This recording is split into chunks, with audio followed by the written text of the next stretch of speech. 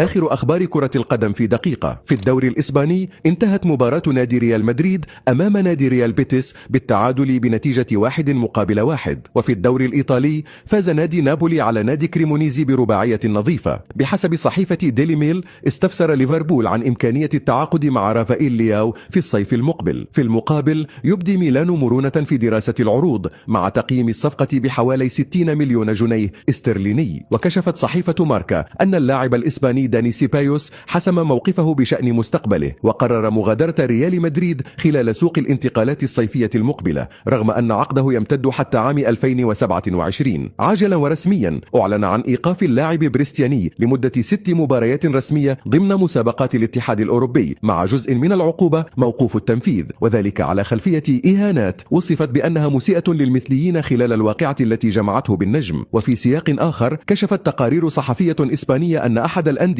قرر تفعيل الشرط الجزائي في عقد الدولي المغربي في خطوة تهدف لتعويض الرحيل المحتمل لأحد النجوم خلال الفترة المقبلة.